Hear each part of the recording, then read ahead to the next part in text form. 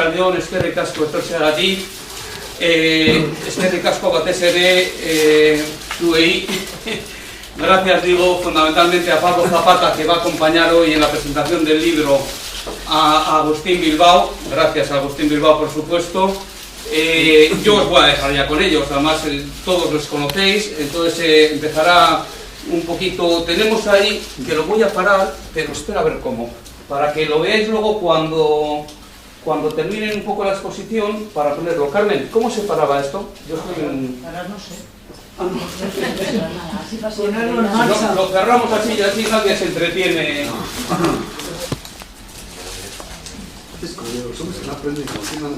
Claro, ya lo hagan. Ya está. Vale. Cuando me lo dices. Sí. Bueno, entonces, perdona. Os dejo ya con ellos y cuando termine la exposición ponemos un poquito allí para que veáis algunas de las obras de Agustín, ¿de acuerdo? Pues cuando queráis. Gracias. Bueno, buenas tardes a todos. Como somos un grupo pequeño y nos conocemos, pues no hace falta muchos formalismos. Tengo la satisfacción de presentar a Agustín, que mira por dónde fuimos compañeros 5 años en la facultad. Era un mozo pelirrubio. Y en pasar los años, nos hemos reencontrado después de 30 y tantos, ya no es pelirrubio, es peliblanco.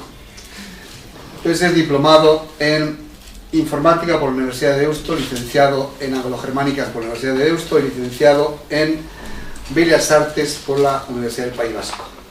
Desde su época universitaria, Agustín Bilbao se ha dedicado 25 años a la enseñanza.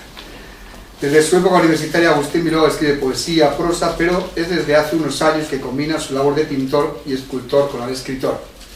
La poesía, con su necesidad de síntesis, ha supuesto para él un camino idóneo a la búsqueda de la comunicación eficaz.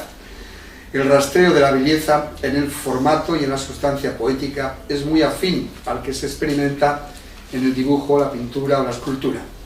Esos intereses en los campos citados se buscan y se apoyan. Para conocer su poesía me he leído primero Viento del Norte y luego me he leído la que publica ahora Desde la montaña de la memoria.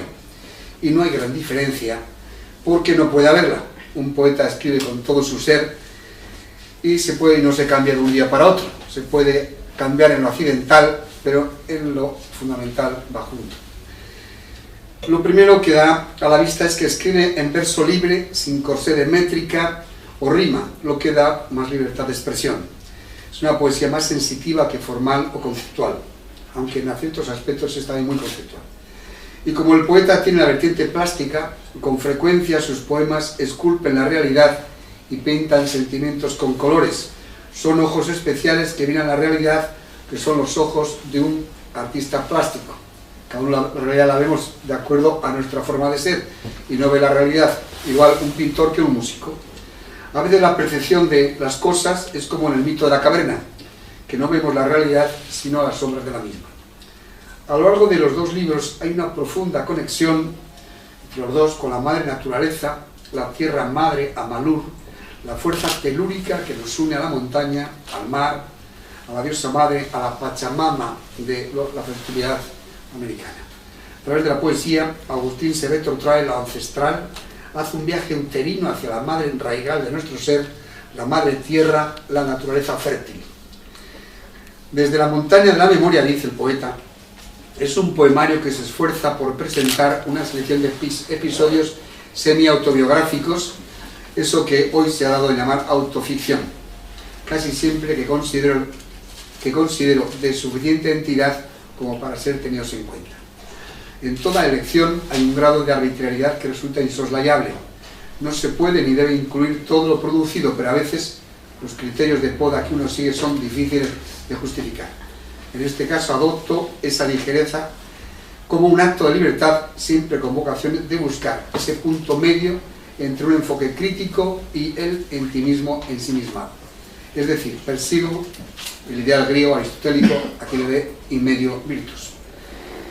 Yo recordando a García Lorca que decía: no me preguntéis qué es la poesía, que no lo sé, no me preguntéis qué es la poesía, solamente sé que soy poeta. Entonces vamos a leer un poquito.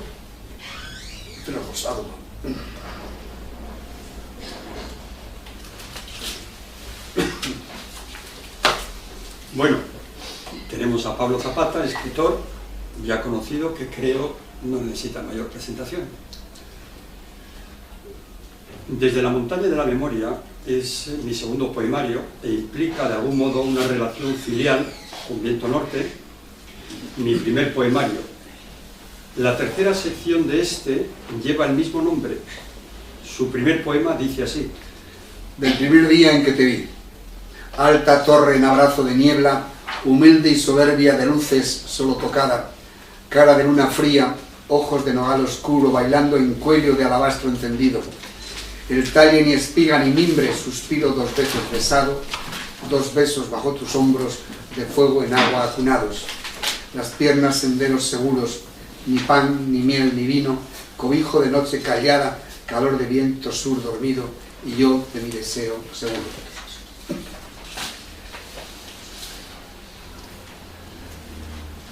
Sentí la necesidad de recopilar ciertos episodios de mi vida y de mi colectividad que me parecieron de especial relevancia, tanto en el plano afectivo como en el de las ideas.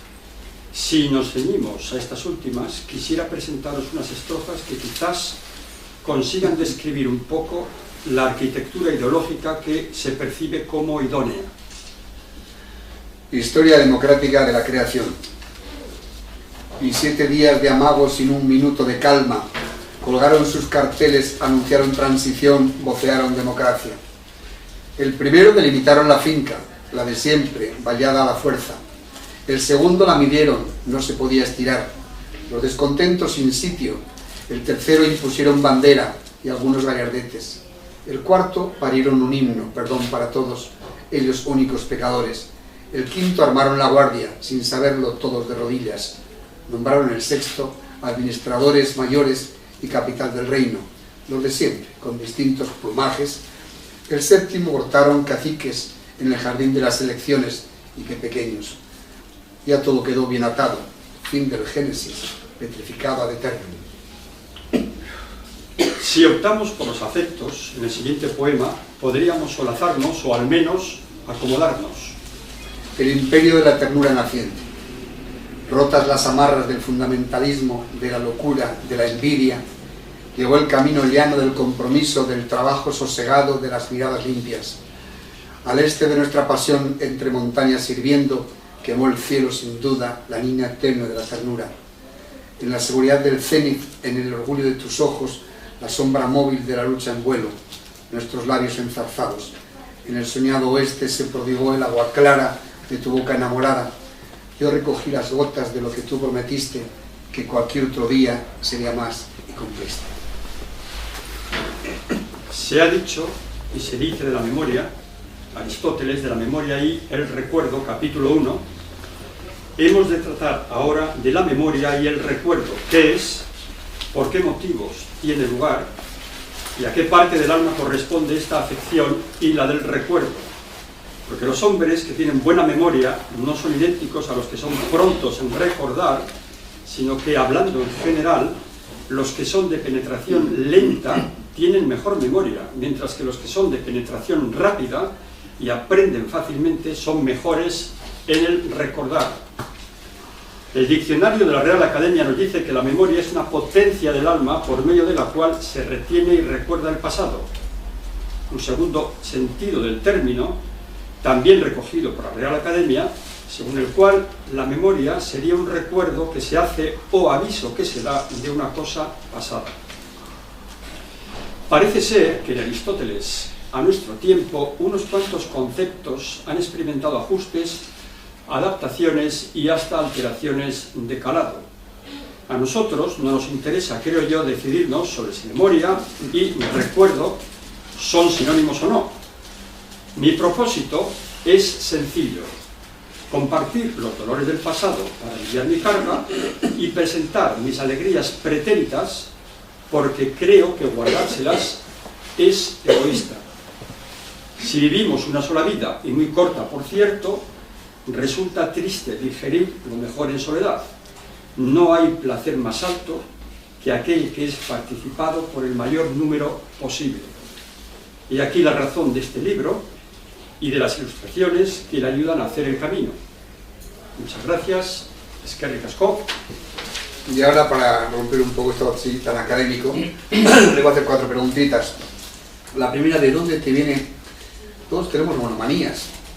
Esta visión, esa postura telúrica, cuasi panteística ante la Madre Tierra. Métete con Freud. Bueno, más que un enamoramiento de las posiciones telúricas,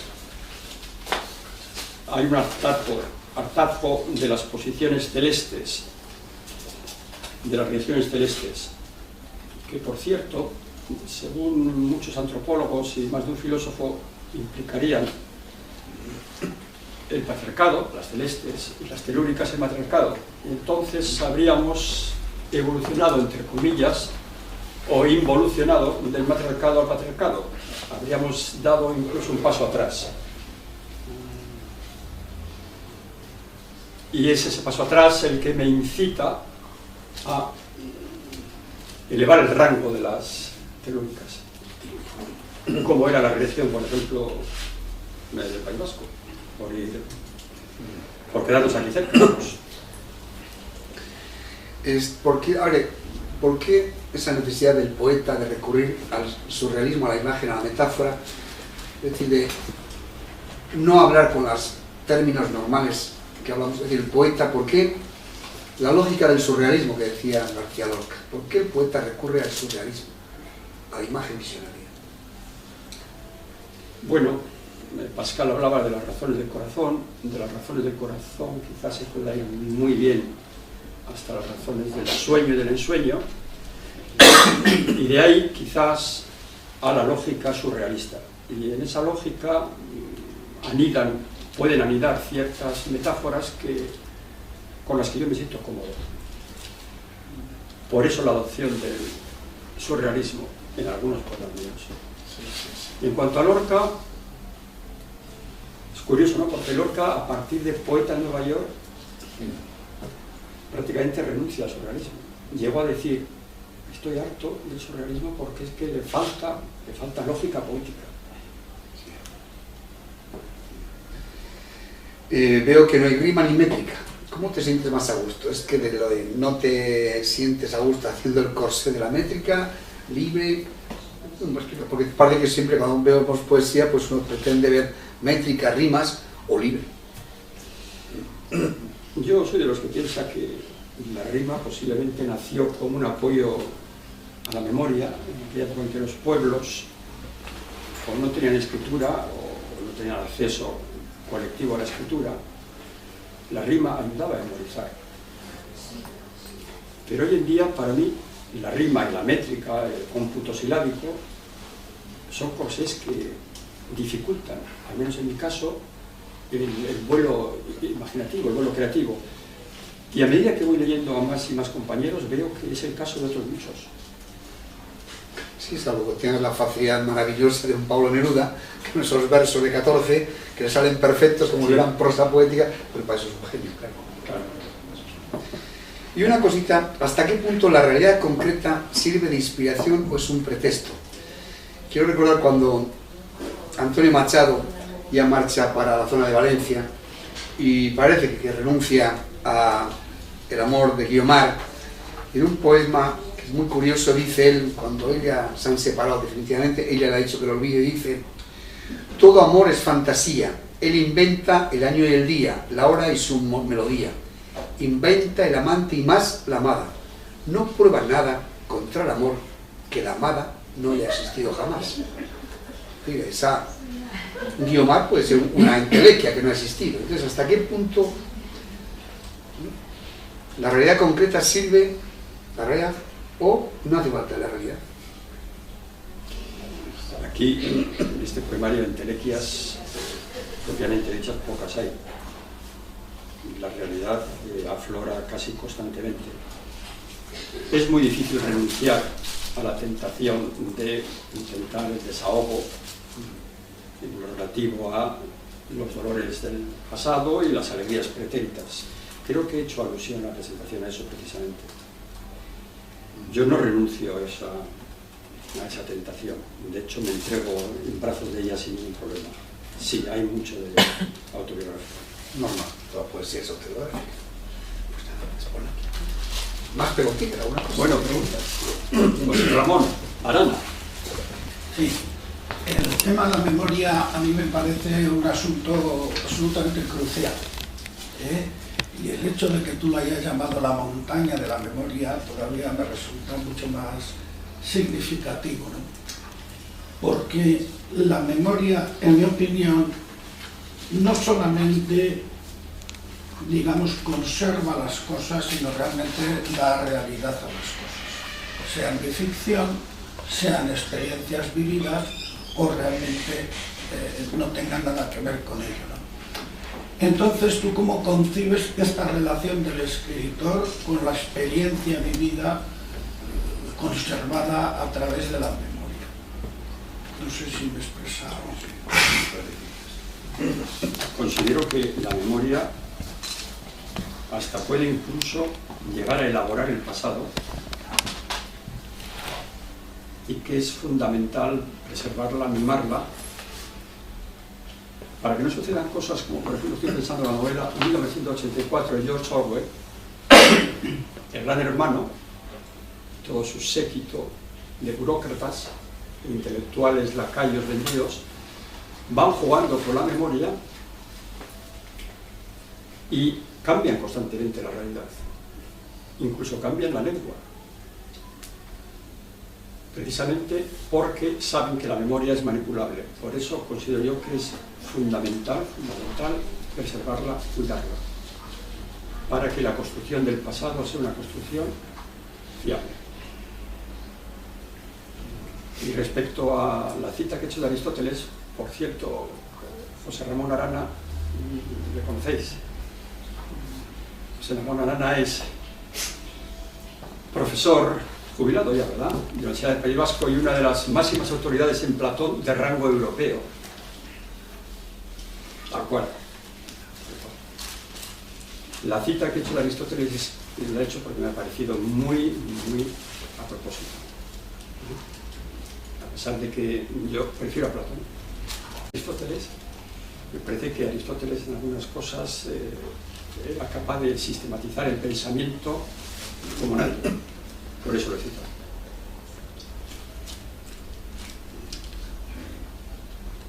¿Alguna pregunta más? Sí, yo sí que tengo una pregunta.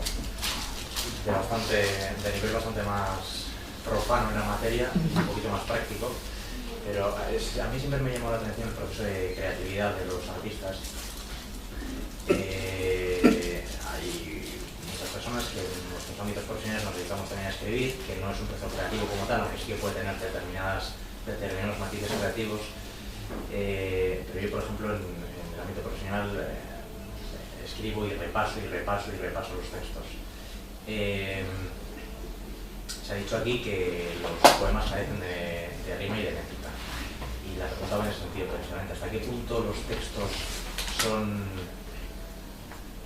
se escriben una vez o dos, aprovechando lo que yo entiendo desde mi punto de vista de ignorante puro y duro en lo que es la redacción de poesía, hasta qué punto esa falta de métrica abre la puerta a la espontaneidad, o es una redacción más calculada y más repasada a pesar de la falta de métrica y de rima? El no usar la métrica, el usar el cómputo silábico, sí ayuda, en mi caso, a la espontaneidad. Pero ojo, espontaneidad no significa improvisación. No significa improvisación, son cosas distintas. De hecho, la poesía normalmente suele estar muy trabajada. Estoy pensando en Becker, que confesaba que repasaba 30, 40, 50 y hasta 100 veces un poema. Sí abre las puertas, y repito, a la espontaneidad, pero no a la improvisación, y no evita el trabajo intenso. Que cada uno es cada uno. Por ejemplo, hay veces que me sale, estoy en Mena, pues una poesía cantarina juguetona en rima, porque es que me ha salido. Y otras veces me pongo a escribir en rima y soy un desastre, y lo tengo que dejar porque me parece un corsé, y voy a escribir lo que yo quiera, lo que me salga, en poesía libre, porque soy incapaz. Salvo que seas, no sé, un Lope, un un García Lorca o un Pablo Neruda, que tiene una facilidad versificadora, para otros el versificar completamente para Machado le costaba, y a veces estaba una noche entera llenando la papelera para escribir unos pocos versos, que al final parece que sencillitos son. Ha habido muchos poetas que ves los poemas sencillos y han sido realmente elaborados de muchísimo, porque es que entonces no existía la poesía libre, había que hacerla en verso. Y hay poetas que les cuesta el verso siendo grandes poetas. Bueno, y al hilo de esto diré que también existe la falta de sinceridad. Hay poetas, lo que hay pintores, y me estoy acordando ahora de Francis Bacon, el pintor británico, que solía llevar a la gente a su estudio, y su estudio era una cuadra indecente, con los pinceles sin limpiar, con capas de pintura al óleo de 10, 20 días, auténticas estalactitas y estalagmitas casi colgando y surgiendo del suelo, era una cosa increíble. Pero sus cuadros eran impecables, hasta que amigos suyos empezaron a decir: esto es un fraude, este hombre es exquisito, trabaja muchísimo y desde luego aquí no trabaja. Y lo mismo hay poetas que a veces se las dan de improvisadores. Yo resuelvo en una tarde este poema tan largo. Yo no conozco ninguno. Y hace poco escribí con uno que no voy a citar, en una conferencia, y para explicarnos un verso, el rum rum del Arbión, que lo había escrito al salir de La Habana, pues estuvo una hora entera para explicarnos el surrum del verso, aquel que era un camelo absoluto, que nadie lo entendiera, buscar metafísicas es una cosa tan sencilla como escribir dos versos, pero en este mundo se da mucho también el camelo del que juega poeta, a montón. No te tiene la sencillez de un Antonio Machado o un Federico, hay mucha pegatina. Pero bueno, cada uno es como es. Ya por rodearnos en el punto, estoy pensando en 100 años de soledad de García Márquez, que cualquiera que lo lea puede pensar esto casi sobre la marcha. Además, tal y como son los latinoamericanos, con la labia que tienen, la retórica con la que les ha dotado la naturaleza, parece que lo llevan en el código genético, ellos que hablan muy bonito todos, hasta los analfabetos. Esto le ha surgido, confesó García Márquez, que se levantaba todos los días a las 9 de la mañana, lo cual en su entorno debía ser una atrocidad, hasta la hora de comer, todos los días. Confesó que fue el ejercicio de disciplina más duro de su existencia. Todos los días, a la hora de comer, 1 o 2, escribiendo, hasta acabar 100 años de soledad. Sin esfuerzo no se consigue prácticamente nada. ¿A qué sí es fascinante? Sí, eso es extensible a todas las disciplinas. Exactamente.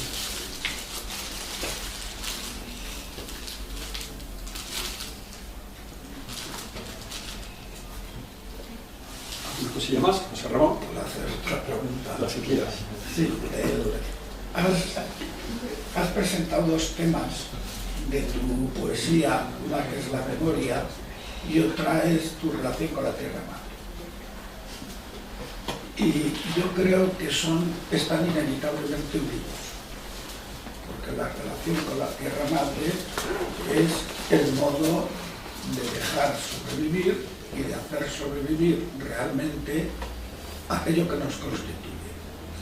Entonces, son 2 variantes, obviamente, pero 2 variantes de lo mismo. ¿Qué piensas tú de esto? Sí. Y además todas las personas que ayudaron hasta el último momento a transmitir esa religión pagana eran analfabetas, o casi todas, la Suguiña, eran médicos del pueblo, allá donde no había médicos eran analfabetas, de todas. Y transmitían canciones y cosas parecidas a canciones que aportaban datos sobre plantas medicinales y demás, que era su forma de memorizar. Pero es que dependían totalmente de la memoria. Sin memoria no hubiesen hecho absolutamente nada. Todo estaba en la memoria.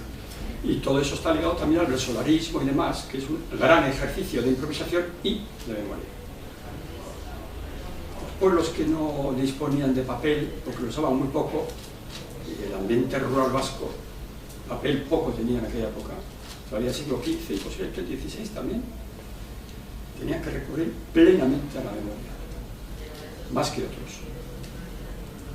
No sé si te he contestado.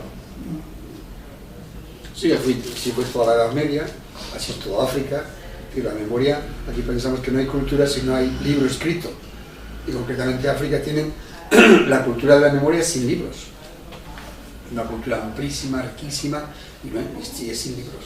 Por eso la famosa frase de que era Amadou Mpateba, que decía cuando en África un anciano muere, una biblioteca arde. La pura realidad. Y diré más, el versolarismo, que a nosotros nos parece que es solo cosa de aquí, sospecho que no. O sea, aquí ha sobrevivido más tiempo, pero creo que en Persia... Los griots de toda Sudáfrica, no, subsaharianos, de Malí, Níger, Burkina Faso, los griots son unos versos larguísimos y te improvisan. Les da una propinita y te dan a los españoles que han venido y te cantan un montón de... Son exactamente igual los juglares medievales. Entonces era exactamente igual.